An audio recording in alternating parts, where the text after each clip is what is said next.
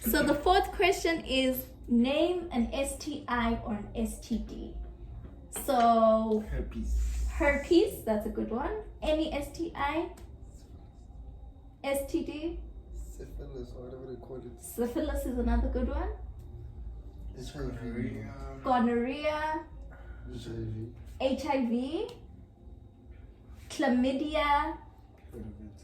So there's a big spectrum of them, and I think, yes, it is a virus. Yes, itropy gonorrhea.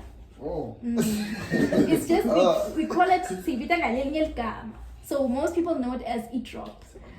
And the and the reason why this is important is the signs you look out for, and you must also look at partners. You must investigate and inspect your person before you do anything. There's signs. Usually for guys, you'll see if you have slonza, an ulcer on your penis, that is a sign of either you have a herpes, you have what we call genital ulcer syndrome. So you must always look out for those. Another one, if you have a discharge, so it drop, it occupy, it discharge. So you have this white discharge that comes out all the time. And sometimes it's painful, malcam, yashisa, yabab. So that's also things you must look out for. Alright, so now I'm going to give you a scenario, né? And then tell me how you'd respond to this.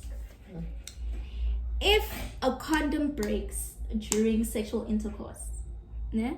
So you're having sexual intercourse and the condom tears, what should you do?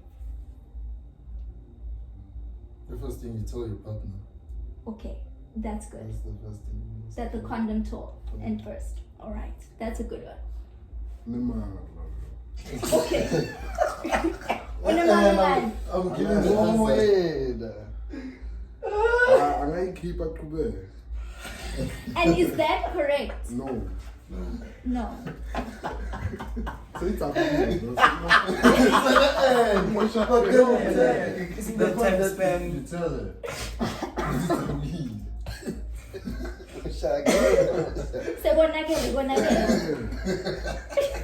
No, just like the right thing is to tell her, and maybe by the morning after pill the next day. Yes. But what did you say? Did you already say? No, I did hear what he said, but okay, not check. The right thing to do, not check. The right thing to do. Not check. Okay. I think what Gino's bringing up is what I'm asking. What's the right thing to do? And you were right. You tell the partner. You tell the partner what has happened, right? Okay. Once you told the partner, I think Gino's also bringing up. So there's elements of you then try then to get morning after pill because they're gonna get. What else can you do? What else is important that you can think about? The test. Yes, that's a good one. So chances are most people, unfortunately, whenever they engage in sex, you don't go for testing before. People just have sex and they don't know each other's status. And just because someone says their status is negative doesn't mean it's negative. So it's also important that you do get tested. If you don't zabuga a condom, get tested for HIV.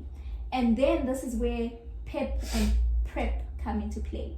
So do you guys know, I know Gino knows, but everyone else, do you know what PEP and PrEP is? What you prep for 30 days, more to But gonna 670 for in. Okay? Can anyone help it? HIV, Yes. Mate, let's say no more check an HIV, Yeah. prep. Yeah. Normal. The chances are very slim. So that's why it's good to be on PrEP. For example, my sex workers are put on PrEP because in Sevenduabo is of such a nature. For me as a medical doctor, Nati because Kulu and other fluids, sometimes we get cuts, so it might also help that I go on, or when I do get a cut, I'll go on PEP. So PrEP is pre-exposure prophylaxis, PEP is post-exposure prophylaxis. Pre, before you're exposed, post, you're after. Ne? So essentially, it's good. So if you condom buga, they'll put you on, you'll test, and then you'll be on post-exposure prophylaxis for 28 days. And then you retest, and then if you come back, they come back. So that's to help you, if you were exposed to HIV, get some chance. So I think you're raising a good scenario. if Jack ane HIV, ne, and then Jack uyazakudla i-condom yakhe, ne? It's a big if lo muntu uyalele naye uku-prep utinciphisela ama-chance kakhulu ukuthi angayitholi i-HIV, but ifanele aye eklinika ayotesta still. Fanele bawudrive lelipilisi ibhandi ngashayisa wasaba ngamafoil bhandi Ungasurvive, but lesinye isikhathi ungalimala severely. That's a good analogy. Okay. So is there anything else that we can add to what do you do if the condom bursts? Okay, here's another tip as well. If the condom bursts, njengoba bekasho Sanel, ne? If the condom bursts, uthi sekonakele uchubeke ungasho lutho. The woman is at liberty to charge you if anything is to go wrong. So it can actually be a legal case if you never told her the condom burst and you continue and she falls pregnant or she gets HIV. They can legally charge you. It's called, if I'm not mistaken, it's called stilting.